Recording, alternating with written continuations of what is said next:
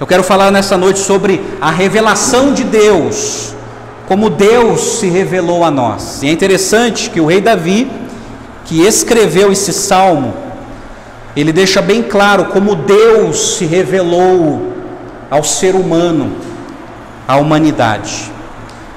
Salmo 19, abra lá por favor, mantenha sua Bíblia aberta, porque eu quero falar sobre a revelação de Deus. A revelação de Deus. Deus se revelou, mas de que maneira? Ele tomou a iniciativa de tal maneira que alguns teólogos chamam de autorrevelação. Deus decidiu, Deus escolheu se revelar, porque caso ao contrário, seria impossível conhecer a Deus. Ninguém descobre Deus. Se nós conhecemos a Deus é porque Ele se revelou, Ele tomou a iniciativa. E o Salmo 19, o rei Davi, inspirado pelo Espírito Santo, ele escreve esse salmo tão importante. E ele escreveu assim, acompanhe comigo a leitura da Escritura. Os céus proclamam a glória de Deus, e o firmamento anuncia as obras das suas mãos. Um dia discursa a outro dia, e uma noite revela conhecimento a outra noite. Não há linguagem, nem há palavras, e deles não se ouve nenhum som. No entanto, por toda a terra se faz ouvir a sua voz, e as suas palavras até aos confins do mundo. Aí pôs uma tenda para o sol, o qual, como noivo que sai dos seus aposentos, se regozija como herói a percorrer o seu caminho. Principia numa extremidade dos céus e até a outra vai ao seu percurso, e nada refoge ao seu calor. A lei do Senhor é perfeita e restaura a alma. O testemunho do Senhor é fiel e dá sabedoria aos simples. Os preceitos do Senhor são retos e alegram o coração. O mandamento do Senhor é puro e ilumina os olhos. O temor do Senhor é límpido e permanece para sempre. Os juízos do Senhor são verdadeiros e todos igualmente justos. São mais desejáveis do que o ouro, mais do que muito ouro depurado, e são mais doces do que o mel e o destilar dos favos. Além disso, por ele se admoesta o teu servo, em os guardar a grande recompensa. Quem há que possa discernir as próprias faltas? Absolve-me das que me são ocultas.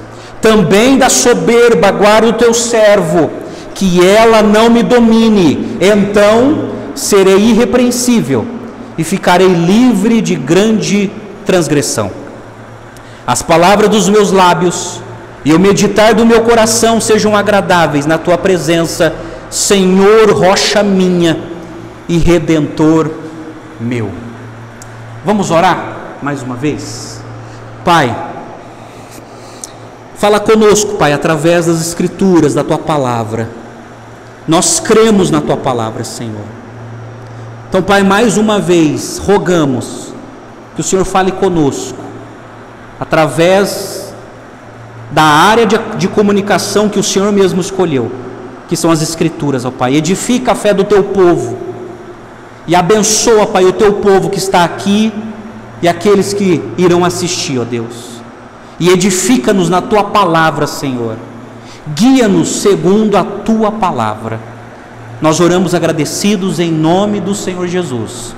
Amém e amém. Amados, deixa eu passar para vocês um panorama, uma visão geral do livro de Salmos. Vocês sabem que os Salmos é o maior livro das Escrituras. São 150 salmos. E os autores foram variados. Por exemplo, Moisés escreveu o Salmo 90, Davi escreveu vários salmos, Salomão, os filhos de Corá, os filhos de Asaf, Etã, o Esraíta e vários autores desconhecidos. A data em que foram escritos os salmos são mais ou menos do ano 1440 ao ano 400 antes de Cristo. Qual foi o propósito desse livro ter sido escrito? Prover para Israel uma coletânea de cânticos para a adoração adequada para diversas situações. Então, os salmos, eles eram o saltério do povo de Israel, era o livro de cânticos do povo de Israel. Quais são as verdades fundamentais deste livro?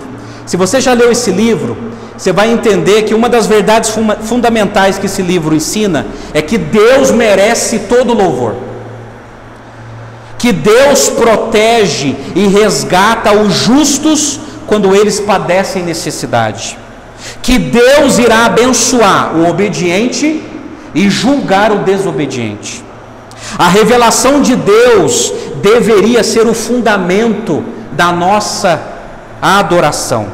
A verdadeira adoração implica uma vasta gama de emoções que é fruto de experiências da vida. Então, nos Salmos, nós encontramos várias expressões de emoções. Por exemplo, há salmos em que o salmista diz que está chorando, que está em lágrimas. Salmos demonstrando euforia, alegria.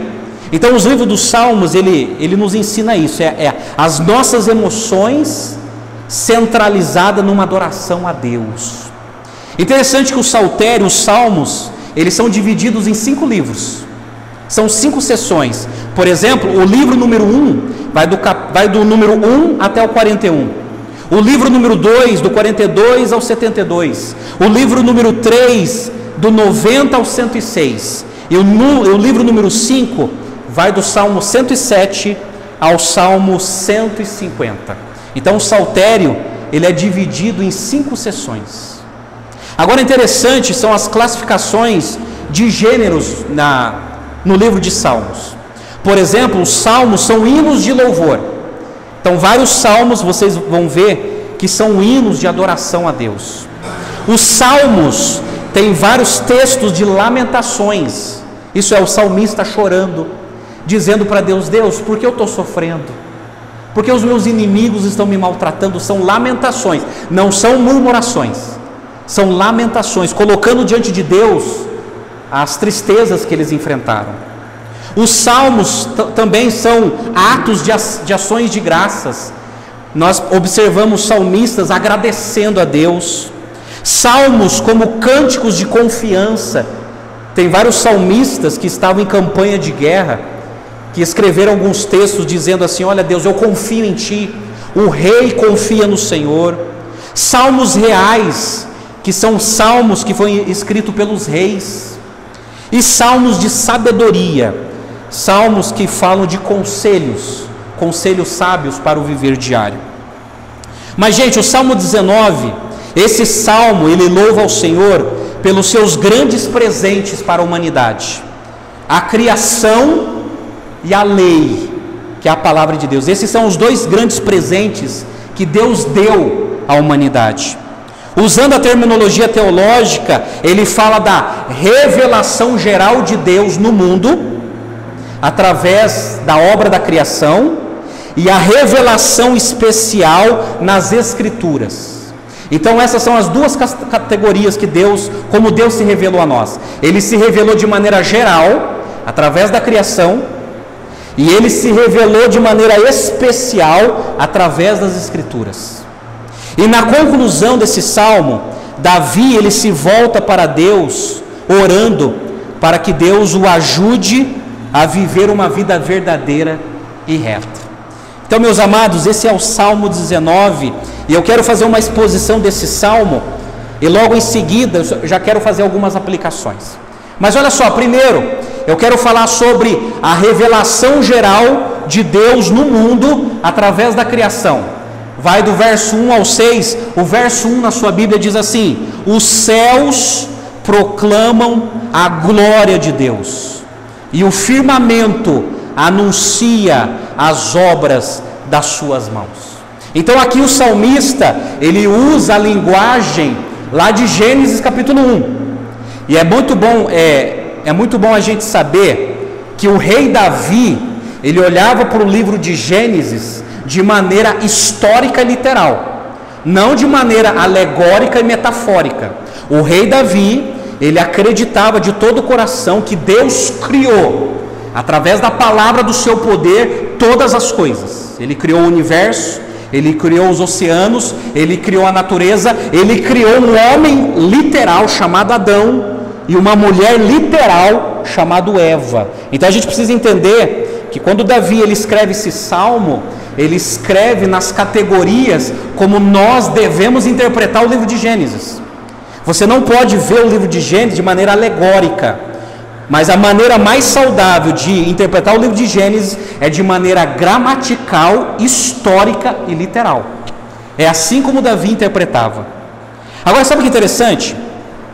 Houve um escritor na Inglaterra, C.S. Lewis, que foi um ex-ateu. O C.S. Lewis, por muitos anos, ele foi professor de literatura na Universidade de Oxford, e foi um grande escritor evangélico protestante.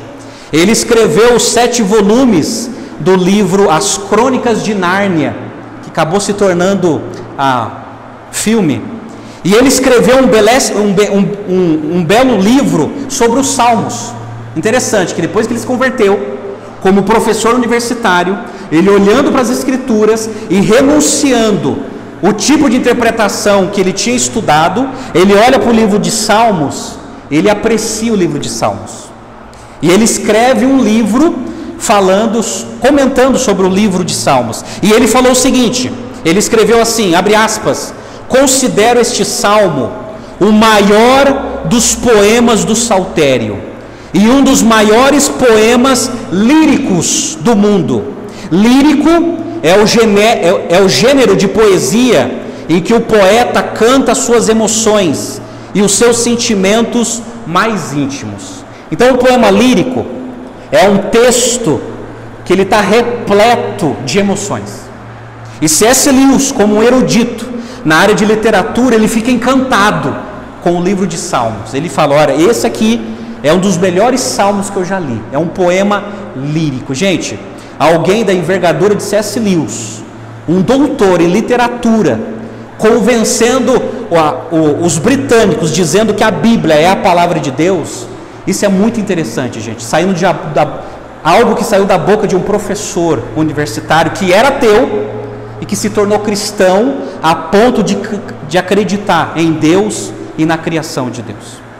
Mas olha só, a questão é o seguinte: aqui o salmista, ele nos convida a exaltar a Deus por suas declarações não verbais. Então, primeiro, Davi, ele está dizendo o seguinte: olha para a criação, olha para a natureza, e quando você contempla a natureza, você percebe que há um Deus que criou todas as coisas. Então é interessante que a revelação geral é dirigida aos olhos, a revelação especial é dirigida aos ouvidos. Então Davi, no verso 2, ele diz assim, ele continua escrevendo e fala assim: um dia discursa a outro dia, uma noite revela conhecimento a outra noite. Não há linguagem, nem há palavras, e deles não se ouve nenhum som. É interessante que no verso 2 ele diz assim: um dia discursa a outro dia. E no verso 3 ele diz assim: não há linguagem. Aqui não há nenhuma contradição, mas demonstra que a constante comunicação dos céus não acontece por meio de palavras literais. Davi, de maneira poética, ele está dizendo o seguinte: olha, a criação de Deus através da natureza é uma comunicação não verbal, mas nos informando que Deus existe e revelando o poder de Deus sobre a criação. Agora, você precisa entender o seguinte, que você precisa interpretar isso aqui no ponto de vista do observador. Davi está observando a natureza e dizendo o seguinte: olha, essa aqui é a revelação de Deus. Deus criou todas as coisas para nos testificar que Ele existe, que Ele criou e que Ele está acima de toda criação. Essa foi uma maneira como Deus se revelou a nós, mostrando que Ele existe através da obra da criação. Agora, sabe o que é interessante? Que esse Deus, que ao mesmo tempo é o Deus da criação, ele é o Deus da contextualização. Porque antigamente, os povos antigos, nas religiões pagãs, eles adoravam o sol, eles adoravam a lua, eles adoravam a natureza. E Davi, ele está escrevendo, diz o seguinte: olha, vocês, nações, vocês que consideram o sol, vocês que adoram a lua, eu quero dizer uma coisa para vocês: existe um Deus que criou todas as coisas, existe um Deus que criou os astros. É por isso que no verso 4 o rei Davi continua assim: no entanto, por toda a terra se faz ouvir a sua voz, e as suas palavras chegam até os confins do mundo. Aí pôs uma tenda para o sol, que é como um noivo que sai dos seus aposentos e se alegra como um herói a percorrer o seu caminho. Principia numa extremidade dos céus e até a outra vai o seu percurso, e nada pode se esconder do seu calor. No verso 4 ele fala assim: a sua voz está ecoando sobre toda a natureza, a mensagem do mundo criado se estende por toda a terra. E quando ele fala assim, aí pôs uma tenda para o sol, essa tenda para o sol foi posta por Deus. Então ele está falando da mudança da noite para o dia. Então, do ponto de vista do observador, o rei Davi está dizendo o seguinte: olha, é como se Deus tivesse colocado uma tenda para que a escuridão viesse também sobre nós. Aí ele começa a falar que Deus é como esse noivo, isso é, ele é resplandecente, ele é exuberante. Deus é tão exuberante que ele criou todas as coisas, e esse mundo é o quarto presidencial que Deus criou para nós.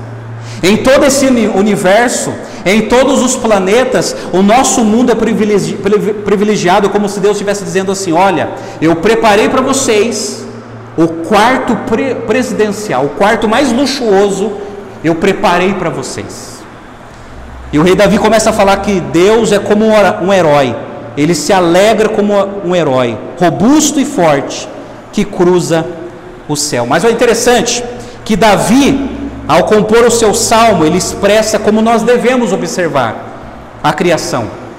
Então Davi quer ensinar o seguinte: como nós devemos observar a criação. Como os povos pagãos, que eram panteístas. O que é isso? O panteísmo é uma filosofia que diz que todas as coisas são deuses.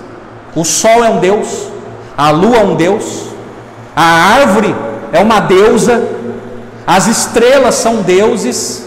E o rei Davi falou: não tem nada a ver disso. Deus que criou todas as coisas. As coisas não são divinizadas, não há deidade centralizado nas coisas. Existe um Deus transcendental acima de tudo isso que criou todas as coisas. E como nós devemos ver a criação? Primeiro, é uma obra criada com estética, com proporção, com cores, com contrastes, com desenho inteligente. Como nós devemos ver a criação? É uma obra gloriosa, ela é bela, ela é perfeita, ela é indescritível, ela revela a glória de quem a criou, a glória de Deus. Então, gente, essa é a revelação geral de Deus no mundo através da criação. Quando nós olhamos para a natureza, eu não sei se você tem o costume de apreciar a natureza. Quando você vai para a praia e você vê aquela praia linda do litoral catarinense, quando você vai para o campo e você vê aquele campo verde lindo, é Deus mostrando para cada ser humano: eu existo e eu que criei todas as coisas. A revelação geral no mundo mostra o poder de Deus.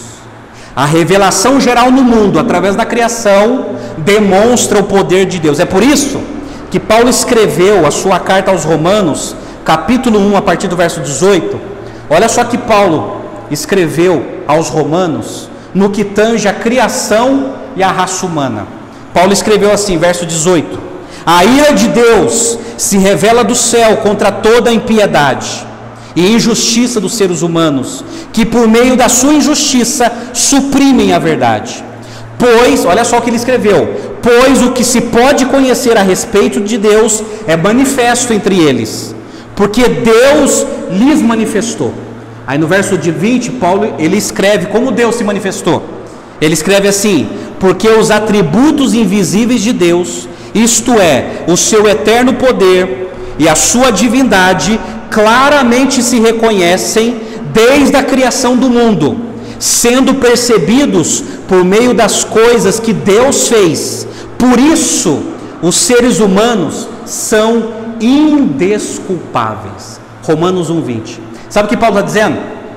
Que no dia do juízo final, ninguém vai chegar diante de Deus, ninguém vai ter o direito de chegar diante de Deus e falar assim: eu não sabia que o Senhor existia. Eu não sabia que o Senhor existia. Sabe o que Paulo está falando? Que através da criação, através da revelação geral, nenhum ser humano é indesculpável. A revelação testifica no coração e na consciência de cada ser humano, pode ser os seres humanos mais primitivos. Todo ser humano dentro de si tem uma intuição que diz o seguinte: Deus existe. Existe alguém superior que criou tudo isso aqui. Mas daí, por causa do pecado, no verso 21 ele diz assim: porque tendo conhecimento de Deus, não o glorificaram como Deus, nem lhe deram graças, pelo contrário, se tornaram nulos em seus próprios raciocínios, e o coração insensato deles se obscureceu. O problema é o pecado. A raça humana deixou de adorar o Deus Criador e começou a adorar a criatura. Começou a adorar o Deus Sol, Deus a Lua, Deus a árvore. Isso, gente, isso é tão moderno também. Quando você ouvir a expressão a mãe natureza está revoltada, já ouviu essa expressão através das tragédias? A mãe natureza foi despertada. Essa é uma linguagem idólatra e panteísta, como se a natureza fosse uma mãe, ou como se a natureza tivesse uma alma. Não, a natureza é obra da criação de Deus. Deus está acima da natureza e tudo que Ele criou foi criado pelas suas mãos. Mas por causa do pecado, as pessoas escolheram adorar a criatura, a obra criada, do que adorar o Criador. Mas mesmo assim, Deus se revelou de maneira geral através da criação, mostrando o seu poder e testificando no coração de cada ser humano: eu existo, eu existo, eu existo.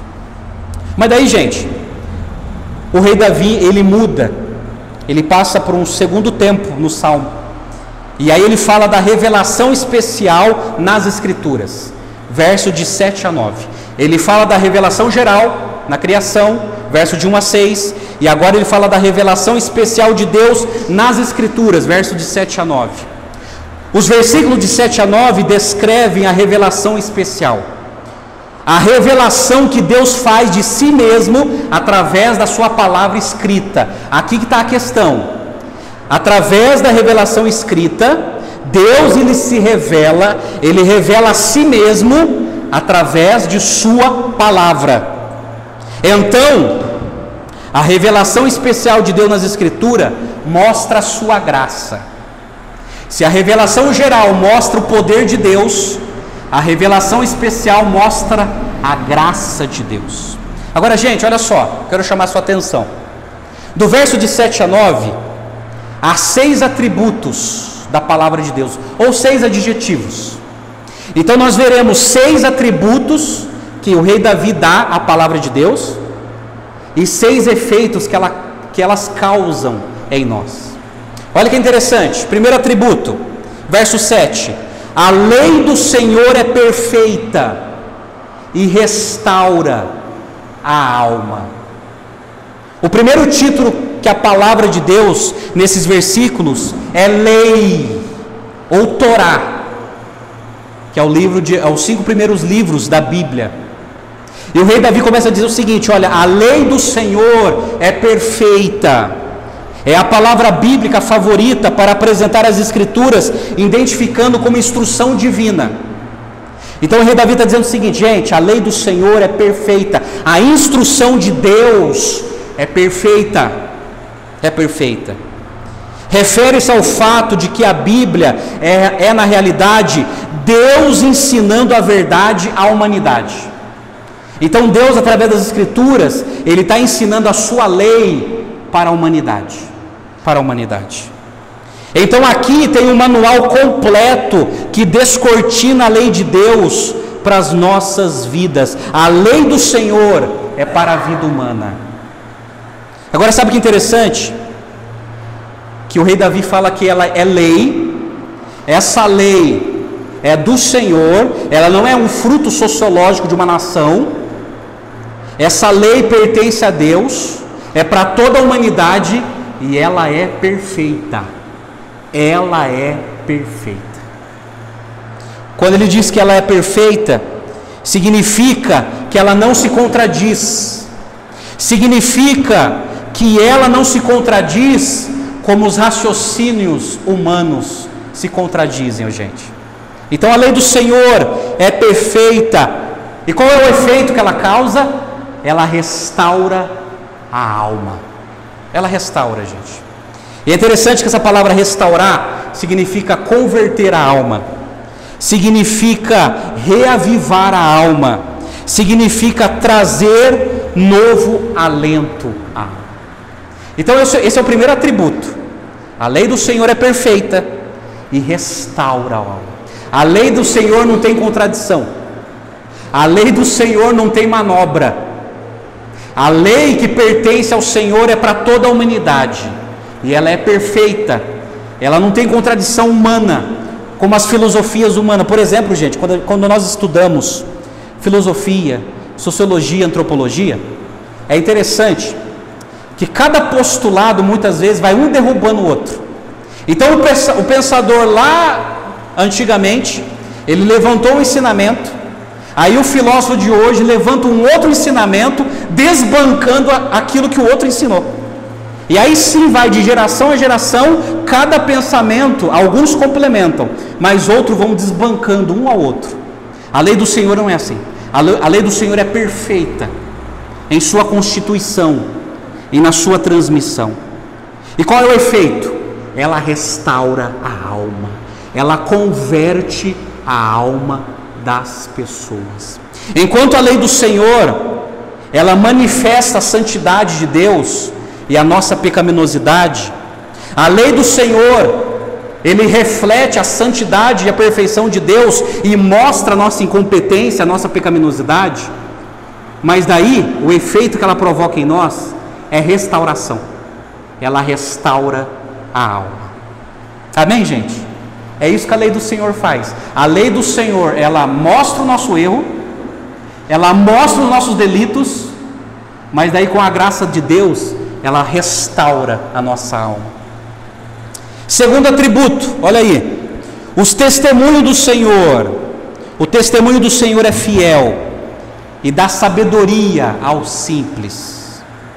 Testemunho, tem uma tradução mais contemporânea da NVI que diz assim: os testemunhos do Senhor são dignos de confiança e tornam sábios os inexperientes. Olha que interessante.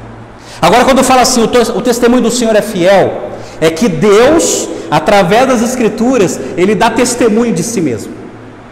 Através das Escrituras, Deus, Ele está dando testemunho de si mesmo para nós. Através das Escrituras, Deus está dizendo quem Ele é e quem nós somos.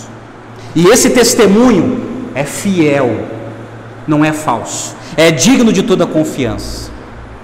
Esse testemunho, ela é firme, fiel, inequívoca. Agora, sabe o que é interessante? Ela dá sabedoria aos simples, aos inexperientes. Essa palavra simples ou inexperientes no hebraico, gente, literalmente significa mente aberta. Mente aberta. E o rei Davi está dizendo o seguinte: olha, o testemunho do Senhor é fiel e ele dá sabedoria quem tem mente aberta para aprender os testemunhos de Deus. Porque quem tem a mente fechada para as coisas de Deus não é sábio, se torna tolo, como diz o livro de Provérbios. Mas aquele que tem a mente aberta, por mais simples que seja, por mais inexperiente que seja, ele se torna sábio.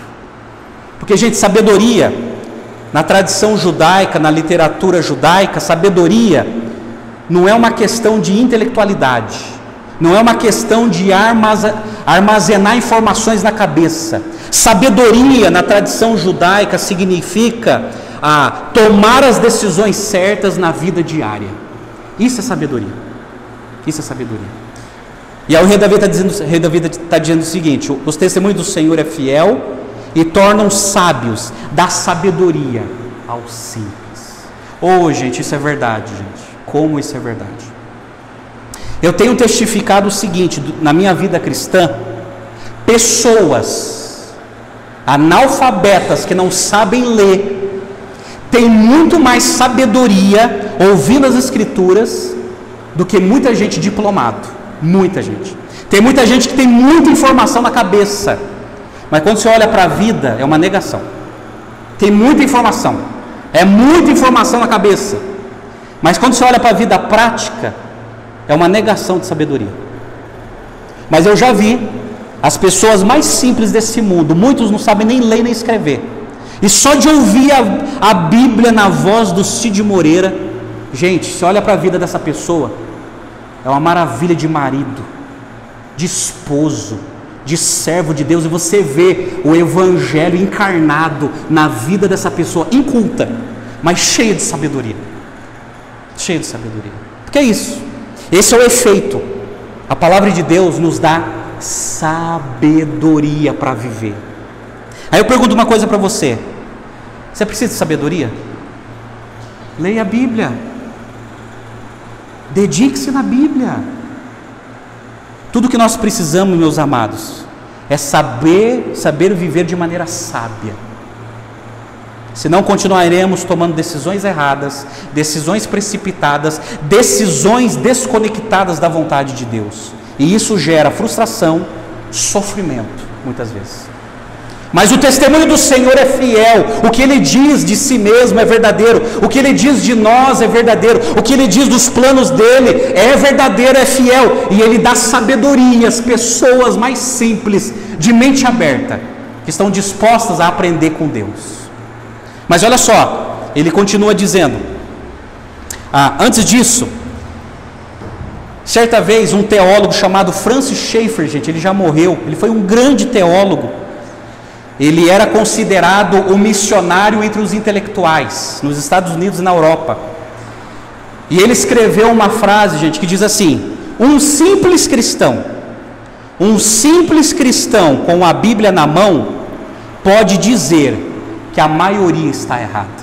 Um simples cristão com a Bíblia na mão, pode dizer para a sociedade que está errada.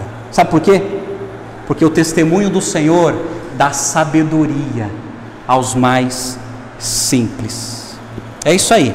É por isso que 1 João 5,3, João escreveu assim: porque nisto consiste o amor a Deus, obedecer os seus mandamentos, e os seus mandamentos não são penosos, os seus mandamentos não são pesados. Quem tem a mente aberta para aprender com Deus, vai receber sabedoria, e vai fazer dos mandamentos de Deus algo leve, algo suave.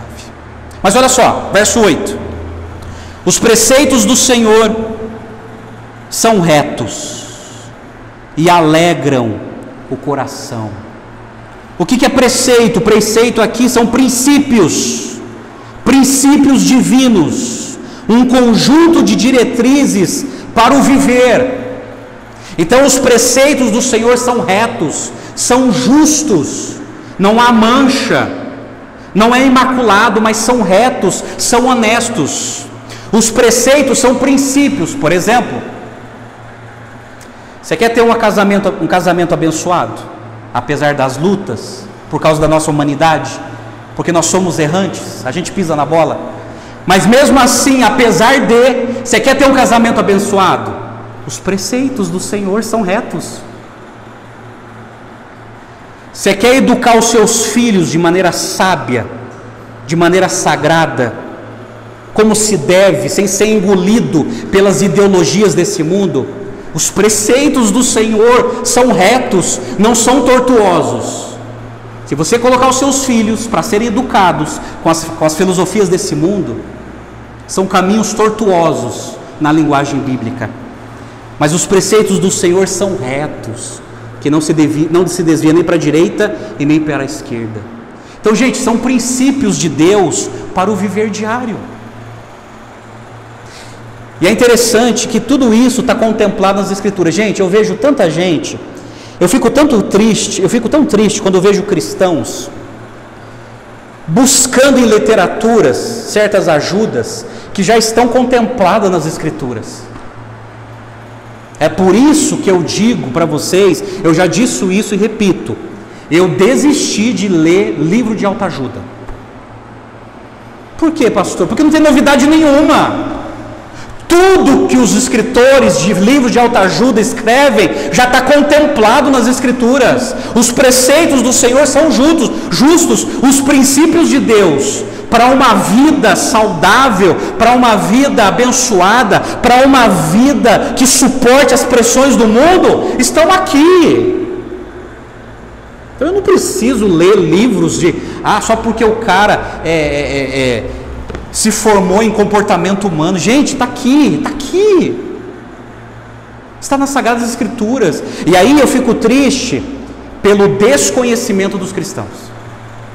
Aí eles começam a navegar em vários tipos de literatura, sendo que a Bíblia, de maneira ampla, de maneira cristalina, já está tratando daquele assunto que a pessoa precisa conhecer. E o rei Davi está dizendo: os princípios, os preceitos do Senhor são justos. Você quer ajuda na sua vida para sobreviver? Leia a Bíblia. Qual é o efeito que isso causa em nós? Olha, gente, o verso 8 na sua Bíblia. Alegra o coração. Alegra o coração. Ela dá alegria. Ela enche o nosso coração de alegria, apesar de. Então a questão é o seguinte: tem luta no casamento? Como que você quer ter alegria no casamento?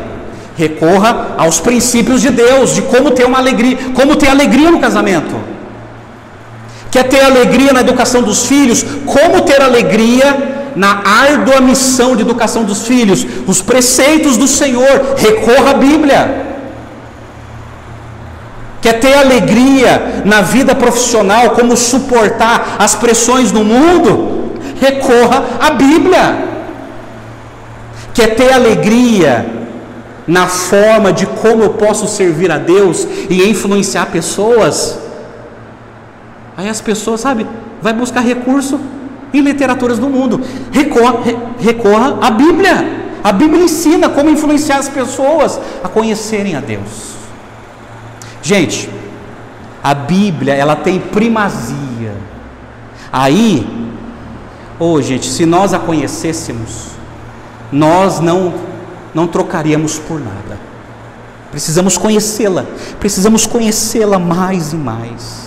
Porque Davi disse: os preceitos do Senhor são retos e dão alegria ao coração. É por isso que Charles Spurgeon, no século XIX, ele pregando no Tabernáculo Metropolitano Batista, lá em Londres, e ele convencendo os londrinos que estavam apaixonados com o novo darwinismo, que estava em efervescência naquela época, ele dizia assim: visite muitos livros, mas viva na Bíblia.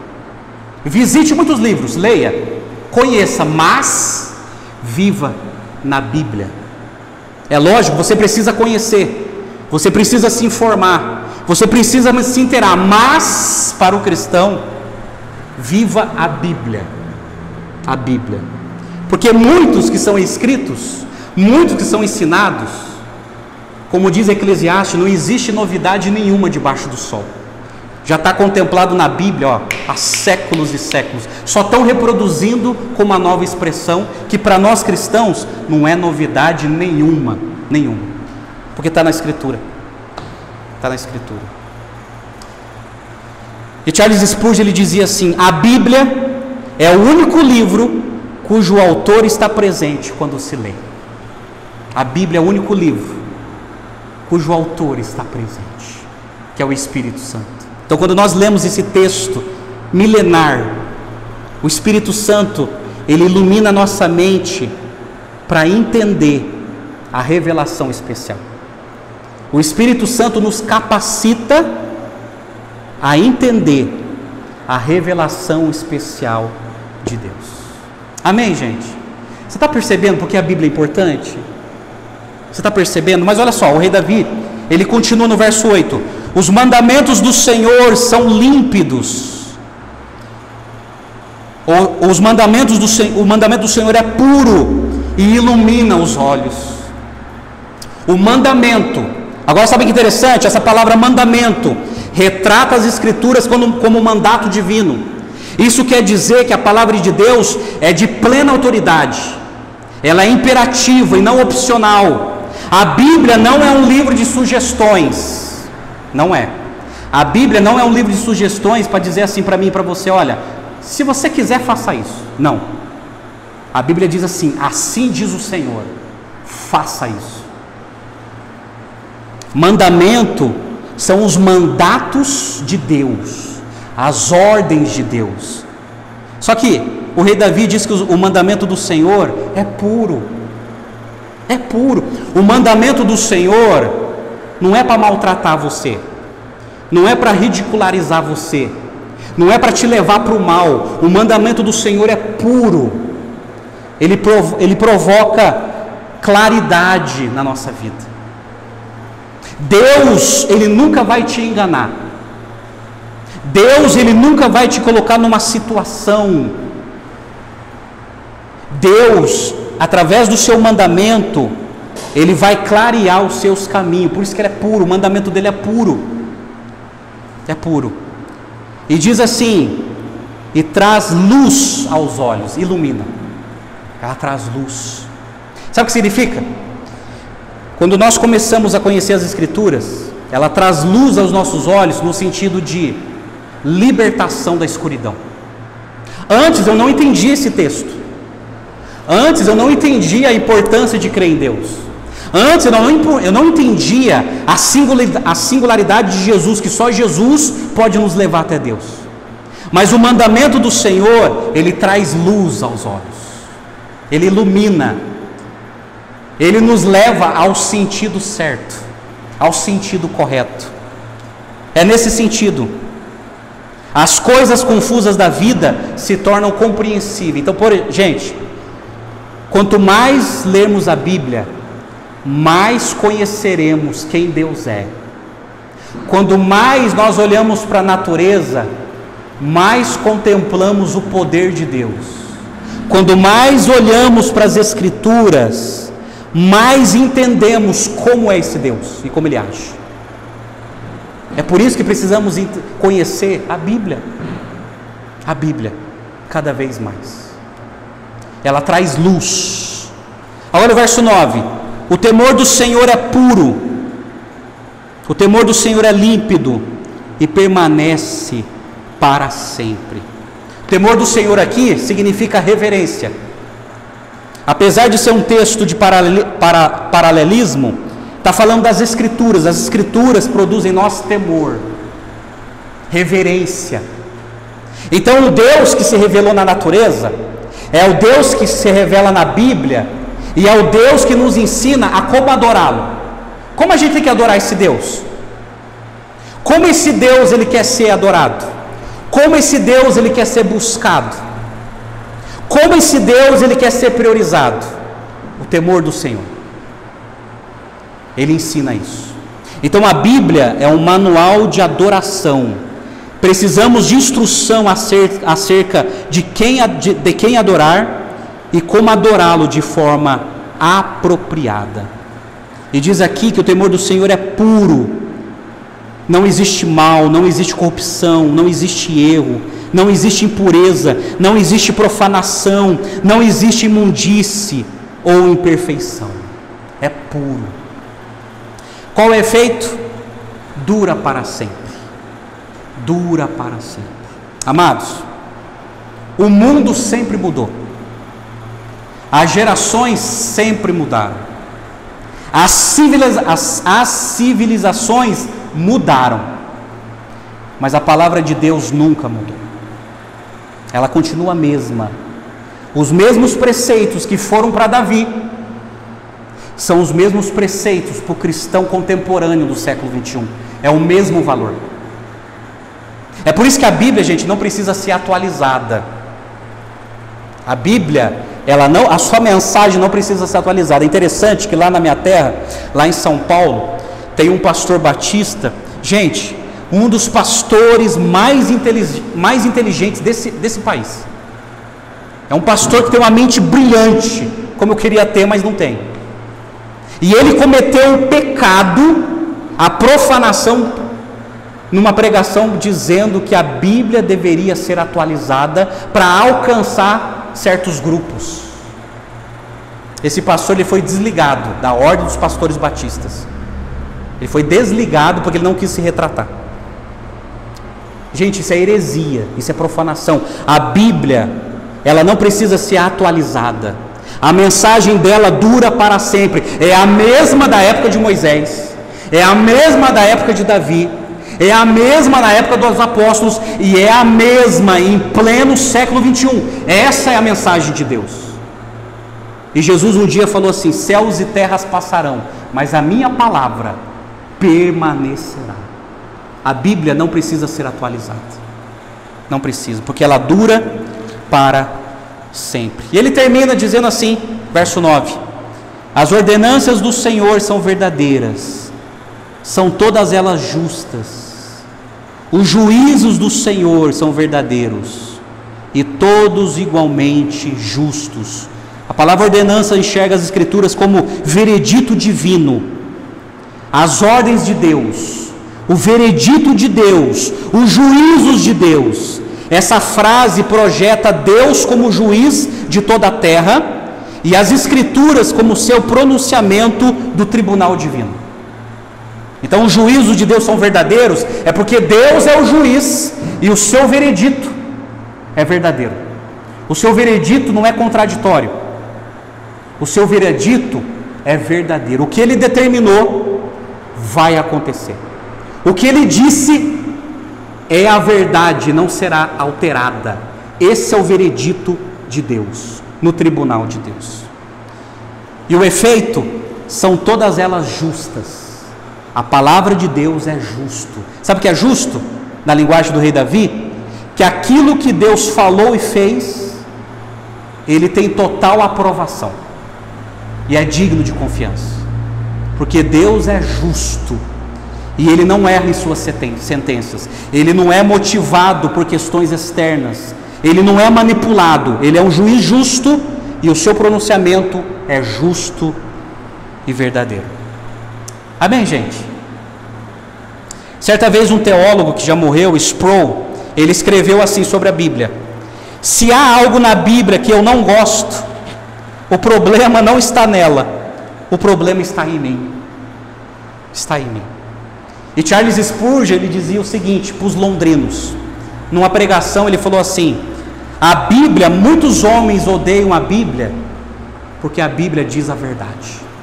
É por isso que muitos a odeiam, a descartam ou a substituem por outras literaturas.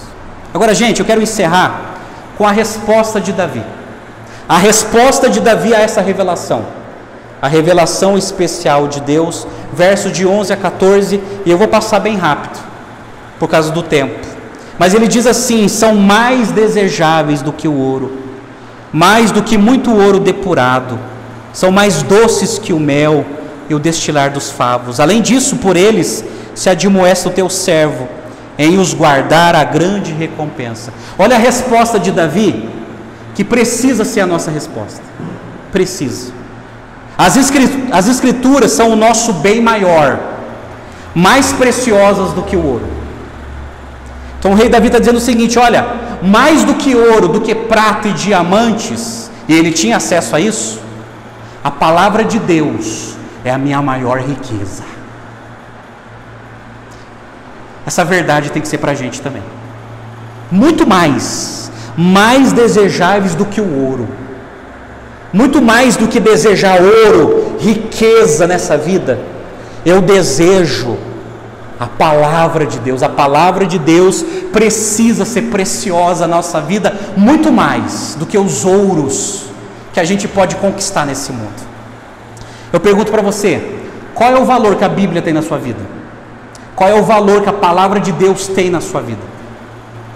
A Bíblia, ela tem que superar o valor dos ouros que você pode conquistar nessa vida.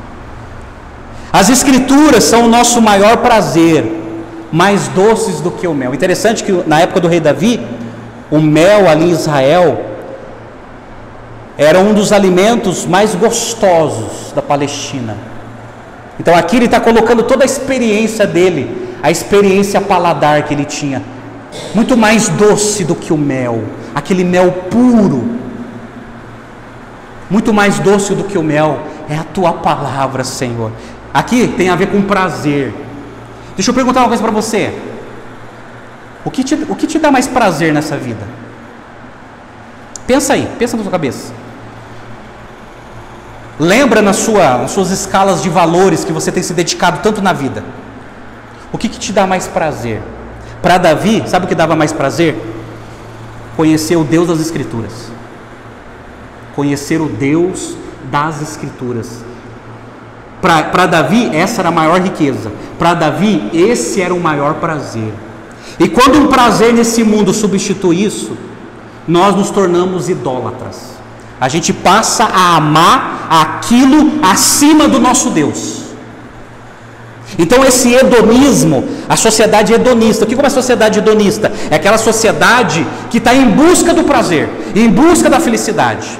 Mas o hedonismo cristão faz de Deus o nosso maior prazer. O mundo não entende isso. Para o mundo isso é fanatismo. Para Deus isso é amor. Você está me amando com toda a sua força, com toda a sua alma, com todo o seu intelecto, com todo o seu coração. Prazer em Deus. E aí eu pergunto, você tem prazer em Deus? Prazer em Deus?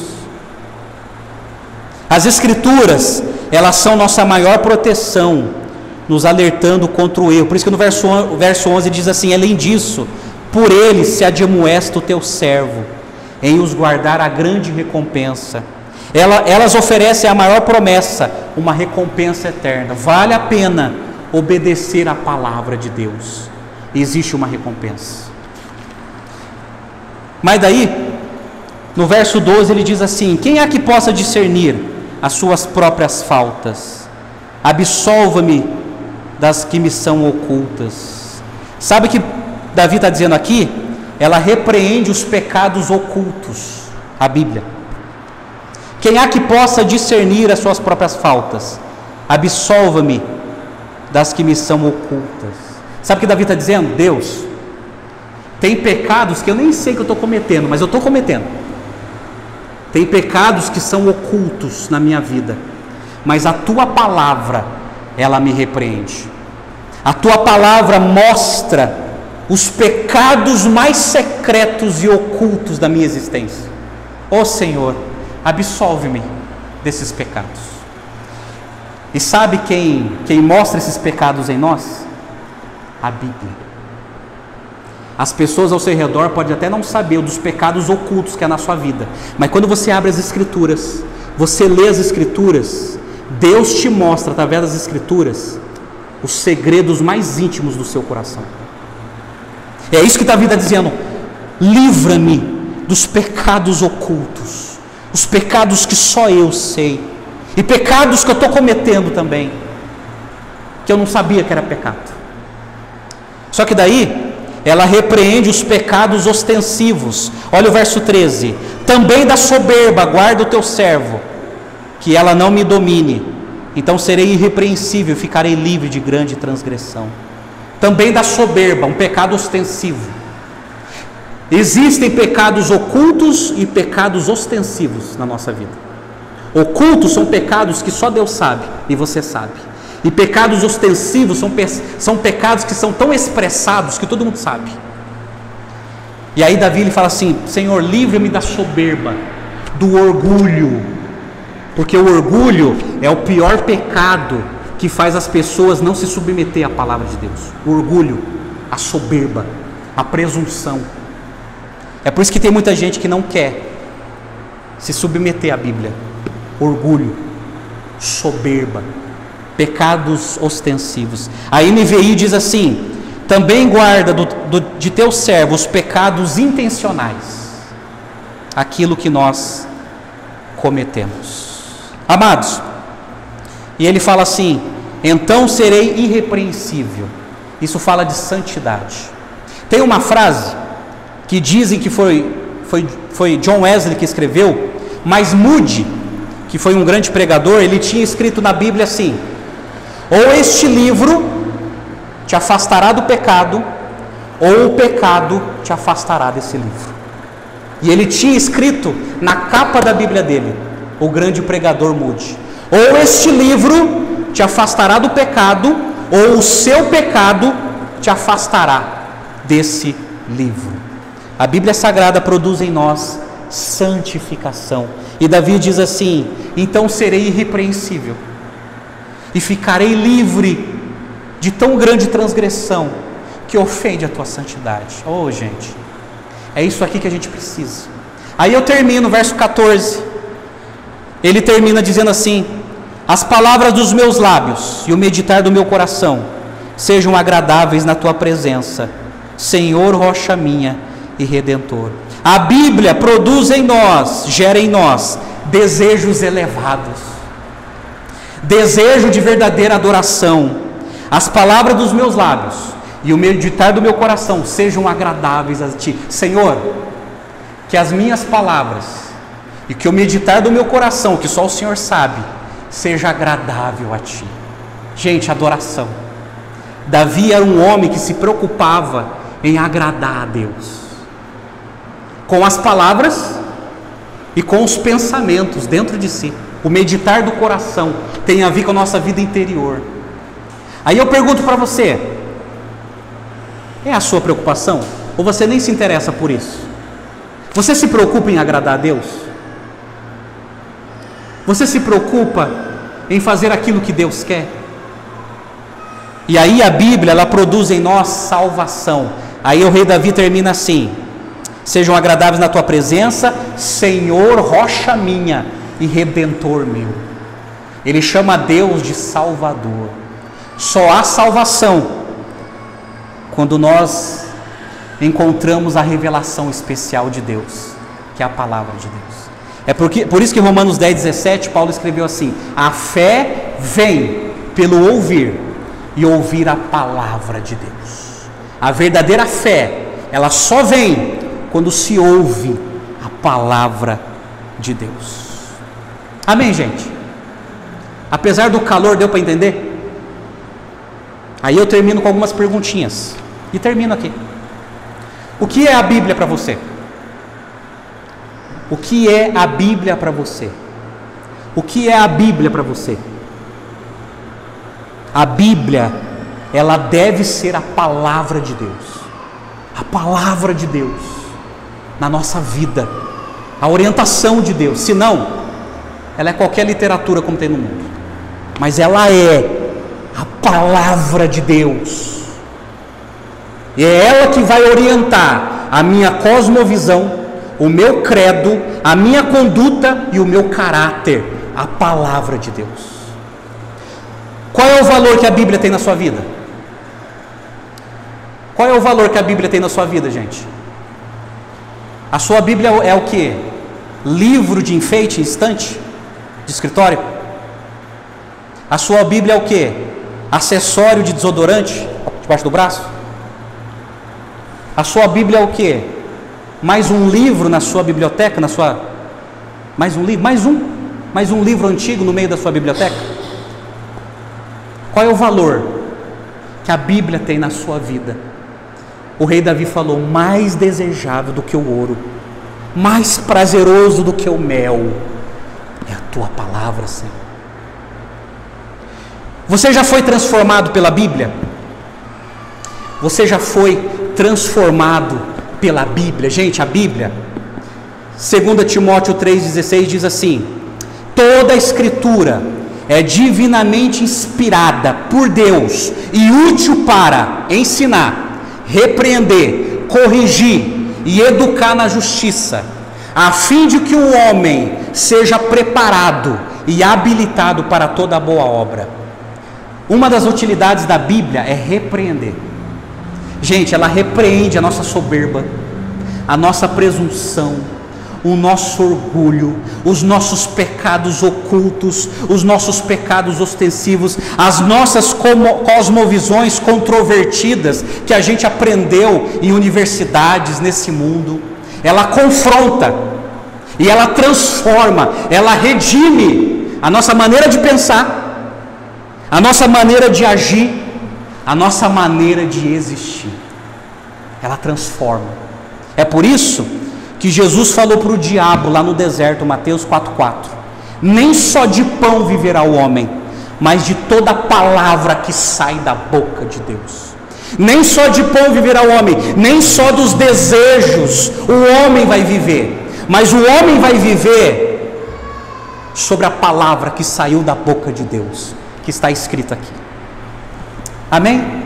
Eu espero que através dessa pregação hoje você venha valorizar mais a sua Bíblia, que você venha amar mais a Deus, que você venha se submeter a Deus e valorizar as Escrituras na sua vida. Amém? Que Deus nos ajude. Vamos orar? Pai Celestial, obrigado pela Tua palavra, Senhor, e ajuda-nos, ó Deus, a praticá-la. Não queremos ser somente ouvintes, mas praticantes da Tua palavra. E aquece o nosso coração, Pai, através das Escrituras, ó Deus. E ajuda-nos a fazer a Tua vontade e a viver, a ter uma vida diária de santidade diante da Tua presença, ó Pai. E que o Senhor seja louvado, pois Tu és o Criador dos céus e da terra, e o Senhor se revelou a nós através da Tua palavra escrita. Louvado seja o Teu nome. Nós te agradecemos, em nome de Jesus. Amém e amém.